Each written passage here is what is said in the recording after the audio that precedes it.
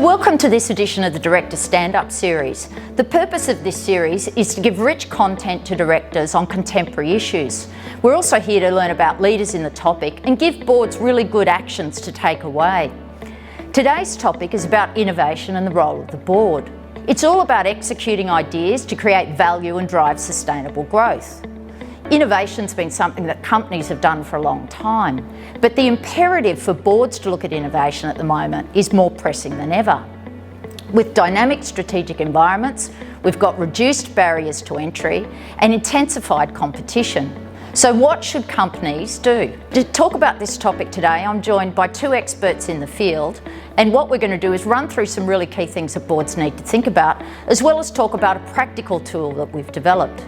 So I'm joined here by Associate Professor Tim Kastelle, Director of Entrepreneurship and Innovation at the University of Queensland Business School, and Jackie Walters, Managing Director, Era Innovation, and an experienced non-executive director on a number of boards. So Jackie, tell me about some of the issues you see with innovation work, both through your company and as a non-executive director. Thanks, Karen. I guess it's really interesting either sitting on boards but also advising boards when they're thinking about what they might see as riskier investment options, and often they're tagged innovation, and generally they have really high degrees of uncertainty. So the board's trying to figure out how can we make this decision when there's a lot of things we don't know. And they often use traditional tools that you use in the business. So it might be a business case, it could be metrics such as return on investment, and they're just not useful tools when we're trying to make these decisions. And that's because we don't have sufficient certainty to put that sort of information together. And it means that directors are either making decisions with a false sense of certainty, where the information really isn't reliable, or they're making decisions with a lack of certainty and really unclear about the risk that they're exposed to.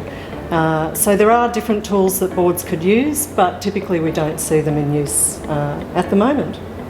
So if the role of boards is to ensure that the company's got a strategy that it affects basically and delivers on the purpose, and in setting that takes into account risk appetite, what are some of the things that I guess boards should really do? Because what we find at Directors Australia is boards struggle in looking at how they execute on strategy and their risk appetite and performance functions when it comes to innovation and growth.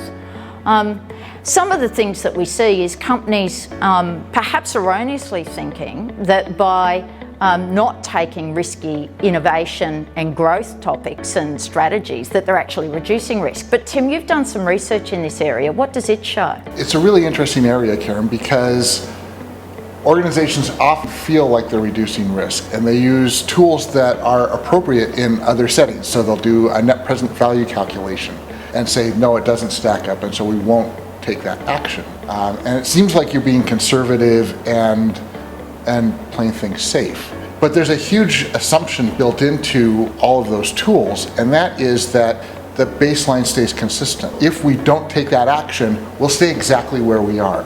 And the dilemma is that when the environment is changing, if there's changing macroeconomic situations, or just say a global pandemic, or something else that creates radical, rapid change in the environment, all of a sudden the baseline isn't stable.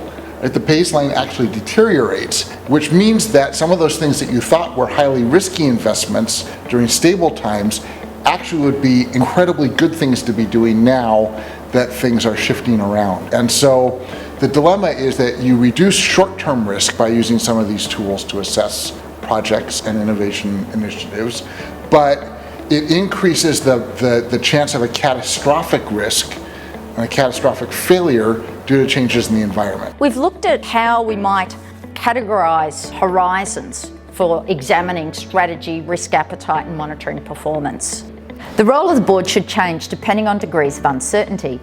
Using a 3 horizons model, each horizon has a different risk profile as uncertainty increases from Horizon 1 to Horizon 3. Concurrently, the board's involvement increases as activities move into Horizon 2 and Horizon 3, and strategic parameters and risk appetite are tested and pushed. So Tim, how does innovation overlay across these 3 horizons? One of the challenges of managing innovation is that it changes depending on which horizon you're looking at. So in Horizon 1, we're doing things that make our existing core business better. And in that, all of our normal assessment tools actually work reasonably well because we basically know what's happening. The challenge comes when we're looking at Horizon 2 and Horizon 3 because the uncertainty level is higher, consequently the risk is higher, but the flip of that is that opportunity is also higher. And the advantage to investing in Horizon 2 and Horizon 3 innovation is both the idea that we might come up with the next big thing, which would be great, but the other thing is that even if we don't invent whatever the huge groundbreaking innovation might be, the practice of thinking about that actually enables us to move on to the next thing. So Jackie, how do boards then adapt their decision making and their processes around these three horizons? It's a really important aspect of board decision making. I think boards are very focused on the risk that they're exposed to, and they're used to seeing propositions that come to them that are pretty mature. So a business case, it's got a lot of information in it that they feel they can rely on to make a decision. And the challenge with that is for things that sit out in H2 and H3, so often new parts of business that really you haven't gone into before, or areas of technological uncertainty where you're just not sure, is it going to work or not, then you really need to think about those investment decisions differently.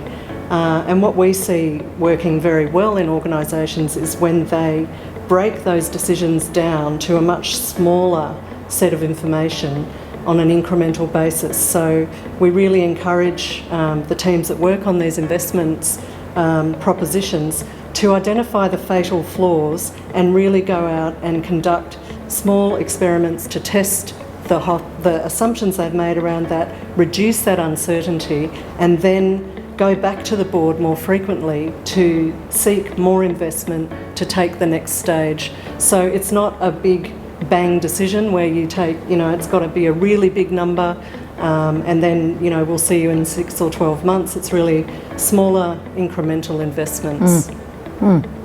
I think the critical point with this is that you're converting a big bet in an area of high uncertainty, which is highly risky, into a series of smaller bets, where you're essentially looking at it saying, how much are we willing to invest to learn about the market opportunity in this space? Because then, even if the experiment doesn't succeed, you know more, and you're better equipped to move forward. Yeah, and opportunity's key, isn't it? Yes. Flip side of risk is the opportunity. So through the work that we've done, we've identified 6 critical success factors to boards to look at in terms of assessing how they might be governing innovation.